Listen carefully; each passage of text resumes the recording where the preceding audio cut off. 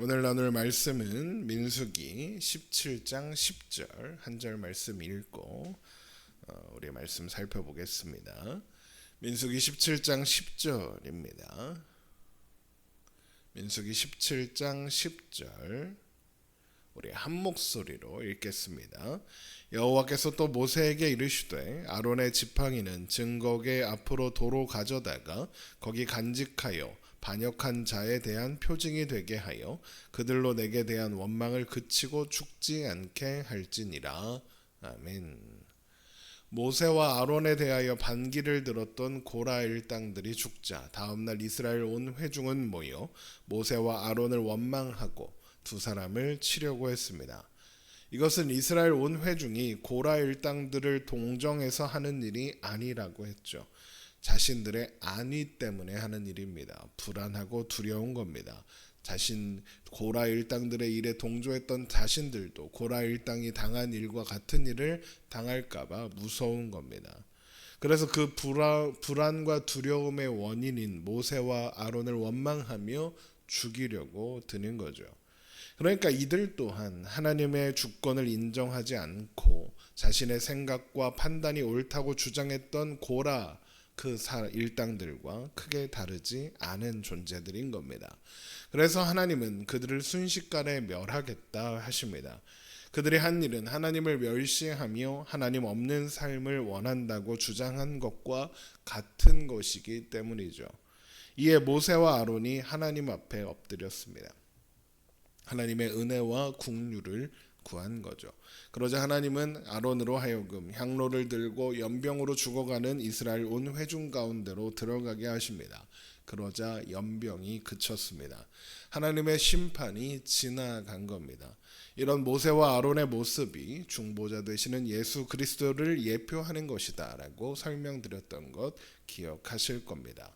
자, 이런 일이 있고 나서 하나님은 모세에게 각 지파에서 지팡이 하나씩을 가지고 나와 하나님께서 이스라엘을 만나시는 증거궤 앞에 두라라고 말씀하십니다. 민수기 17장 1절입니다. 여호와께서 모세에게 말씀하여 이르시되 너는 이스라엘 자손에게 말하여 그들 중에서 각 조상의 가문을 따라 지팡이 하나씩을 취하되 곧 그들의 조상의 가문대로 그 모든 지휘관에서 지팡이 12를 취하고 그 사람들의 이름을 각각 그 지팡이에 쓰되 레위의 지팡이에는 아론의 이름을 쓰라. 이는 그들의 조상의 가문의 각 수령이 지팡이 하나씩 있어야 할 것임이니라. 그 지팡이를 회막 안에서 내가 너희와 만나는 곳인 증거궤 앞에 두라입니다. 이 일은 이스라엘 온 회중으로 하여금 아론의 권위를 확인하게 하시려는 겁니다. 앞서 하나님은 땅을 열어 고라 일당을 삼키게 하시고 자신들도 제사장 자격이 있다고 주장하던 250명까지 불태워 죽이셨습니다. 그렇게 아론의 권위를 세우셨죠. 하지만 여기까지는 직접 반기를 든 사람들이 대상이었습니다. 그런데 고라가 반역을 일으키며 뭐라고 했습니까? 이스라엘 온 회중이 거룩함으로 그들 또한 하나님이 그들 가운데 계시고 그러니까 그들도 자격이 있다, 제사장이 될 수 있다라고 주장했습니다. 이스라엘 온 회중이 각각 다 거룩하다고 주장한 겁니다. 민수기 16장 3절에 그런 말씀이 있었죠. 그래서 이스라엘 온 회중 누구나 모세와 아론의 자리에 설 수 있다고 주장한 겁니다. 그리고 이를 이스라엘 온 회중이 동의했습니다. 고라가 죽은 후에도 이런 생각이 여전했기 때문에 다음날 모세와 아론을 원망하며 죽이려고 했던 것일 테고요. 그래서 하나님은 이제 이스라엘 온 회중 앞에서 아론의 권위를 확증하려 하시는 겁니다. 그래서 각 가문의 지팡이를 가지고 오게 하신 거예요. 고대 근동에서 지팡이는 단순한 도구가 아니라 그 가문의 권위와 정체성을 상징하는 도구였다고 합니다. 그러니까 각 지파별로 지팡이를 가져오라라는 것은 각 지파의 권위를 상징하는 대표하는 것을 가져오라라는 것과 같은 의미가 됩니다. 또한 그래서 레위 지파의 지팡이에는 아론의 이름을 써라라고 하시는 겁니다. 나도 레위 지파가 하는 일을 할 수 있다. 나도 제사장을 할 수 있다라고 주장하는 다른 지파들, 이스라엘 온 회중들에게 명확하게 보여 알리시려는 겁니다. 어떻게 보이실 거냐?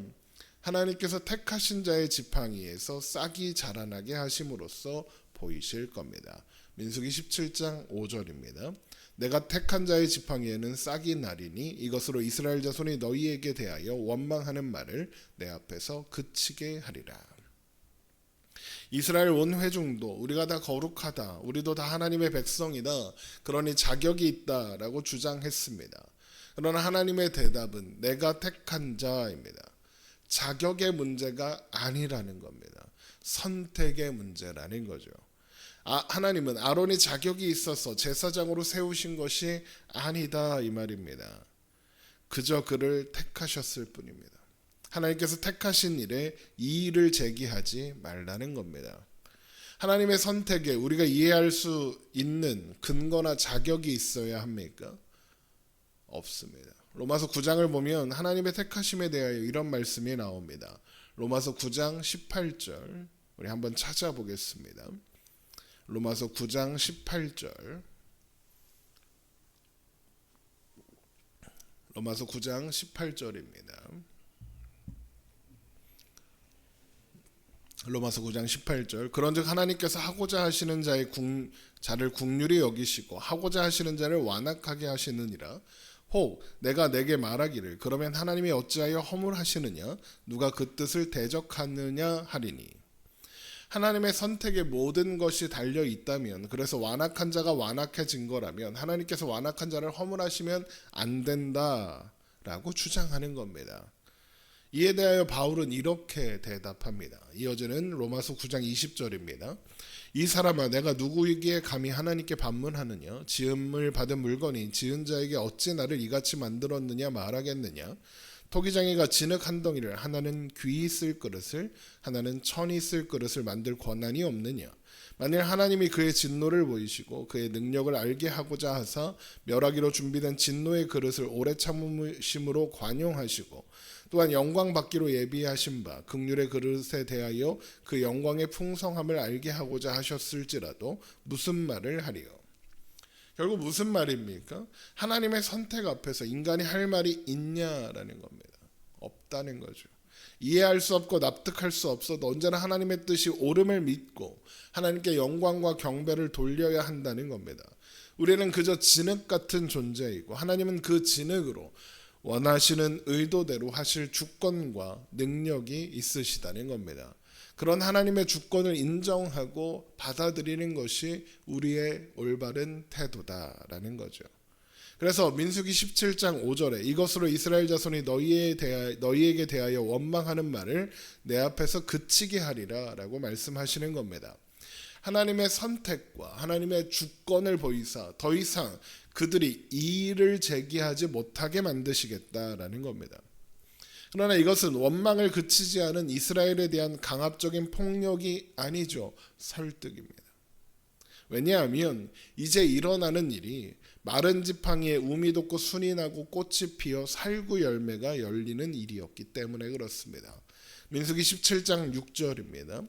모세가 이스라엘 자손에게 말하매 그들의 지휘관들이 각 지파대로 지팡이 하나씩을 그에게 주었으니 그 지팡이가 모두 12이라. 그 중에 아론의 지팡이가 있었더라. 모세가 그 지팡이들을 증거의 장막 안 여호와 앞에 두었더라. 이튿날 모세가 증거의 장막에 들어가 본즉 레위 집을 위하여 낸 아론의 지팡이에 우미 돋고 순이 나고 꽃이 피어서 살구 열매가 열렸더라. 여러분, 지팡이에 생명이 있습니까? 지팡이를 땅에 심는데 꽃이 피고 열매가 맺어질 리가 없습니다. 그런데 하나님 앞에서 하나님께서 선택하신 아론의 지팡이로부터 싹이 나고 열매가 맺혔습니다. 지팡이를 땅에 심어놓은 것도 아니고 그저 지성소에 두었을 뿐입니다. 이것은 하나님의 주권이 하나님의 뜻이 아론에게 있음을 보이신 것인 동시에 하나님께서 그 주권을 통해 하시려는 일이 무엇인지를 보여주는 겁니다. 하나님이 하시려는 일은 죽이는 게 아니라 살리는 것이다. 생명에 있다라는 것을 보이시는 거죠. 그런데 이 일, 곧 죽은 나무에서 생명이 나는 것은 죽은 나무인 십자가에서 죽으시고 부활하신 예수님의 영원한 제사장직을 예표하는 것이기도 합니다. 그렇게 예수님은 우리에게 영원한 생명을 주셨습니다. 그리고 그것이 하나님의 주권이 향하는 최종적인 목적지인 겁니다. 그래서 요한복음 6장 40절에 예수님께서 이 땅에 오신 이유를 이렇게 설명합니다. 요한복음 6장 40절 제가 읽어드립니다. 내 아버지의 뜻은 아들을 보고 믿는 자마다 영생을 얻는 이것이니 마지막 날에 내가 이를 다시 살리리라 하시니라.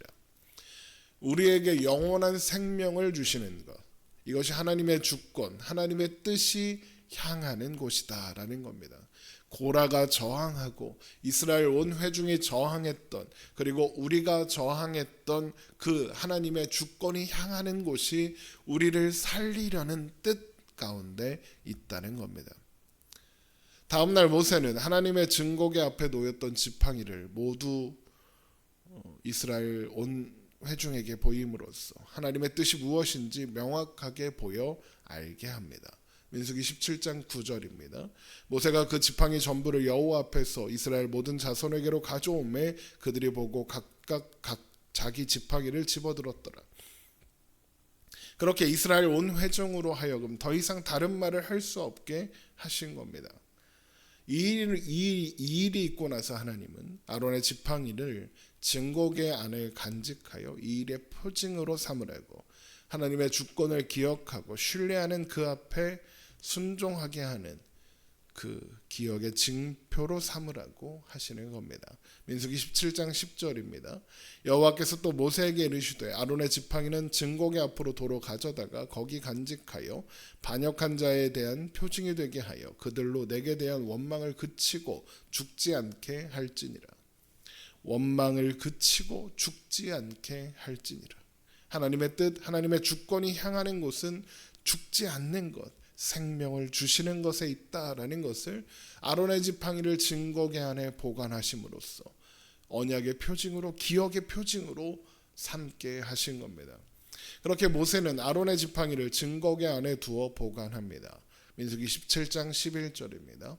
모세가 곧 그같이 하되 여호와께서 자기에게 명령하신 대로 하였더라. 그런데 이런 하나님의 표징을 보고도 이스라엘 백성들은 우리가 다 죽게 되었다, 우리가 다 망했다 그럽니다. 그러면서 우리가 어떻게 하나님의 성막에 가까이 나아갈 수 있겠냐, 하나님께 나아가면 다 죽는데, 그러면서 아우성을 치는 겁니다. 민수기 17장 12절입니다. 이스라엘 자손이 모세에게 말하여 이르되 보소서 우리는 죽게 되었나이다, 망하게 되었나이다, 다 망하게 되었나이다. 3번이나 죽게 됐다, 망하게 됐다, 다 망했다 그러죠. 또 13절에 가까이 나아가는 자 곧 여호와의 성막에 가까이 나아가는 자마다 다 죽사오니 우리가 다 망하여야 하리이까. 계속 망한다고 합니다. 물론 이런 이스라엘의 인식이 틀렸다 이런 뜻은 아닙니다. 온 회중이 거룩하다, 그러므로 모두 하나님 앞에 설 자격이 있다라는 그들의 생각이 무너졌다는 것을 보여주는 장면이죠. 하지만 지금 하나님께서 이스라엘 백성들 앞에 보이신 것이 무엇입니까? 하나님의 주권이 향하는 곳은 생명에 있다라는 거죠. 하나님의 뜻이 그들을 죽이는 것에 있지 않고 살리는 것에 있다라는 것을 보여 알게 하셨습니다. 그러면 우리는 거룩하지 않다, 그러므로 하나님 앞에 서면 우리는 다 죽는다, 죽을 수밖에 없는 존재들이다, 여기에서 끝나는 것이 아니라 그러므로 우리는 하나님의 은혜가 필요하다, 하나님 우리에게 은혜를 베푸소서 하는 자리로 가야 합니다. 하나님의 은혜가 필요한 존재라는 것을 자각하고 하나님의 은혜와 국률에 기대어 사는 것, 기대는 것, 그것이 하나님의 백성이 가져야 할 태도인 겁니다. 그리고 그 은혜를 베푸시는 그것이 향하는, 하나님의 뜻이 향하는 곳입니다. 그래서 이어지는 18장에서 아론의 제사장 직분을 다시 한번 강조하시는 겁니다. 그렇게 하나님 앞에 죽을 수밖에 없는 죄인이 하나님 앞에 나아올 방법으로 세우신 사람이 제사장이다. 그것을 위해 성막을 만드시고 제사제도를 만드셨다라는 것을 가르쳐 주시는 겁니다. 그 이야기는 다음 시간에 자세히 살펴봅니다. 우리를 향한 하나님의 생각은 두려움이 아니라 평안이고 재앙이 아니라 소망이며 사망이 아니라 생명입니다. 그것이 하나님의 뜻과 주권이 향하는 자리입니다. 우리는 그런 은혜로 사는 존재들인 것을 기억하며 오늘도 하나님의 은혜에 기대어 사는 우리가 되기를 주님의 이름으로 축원합니다. 기도하겠습니다.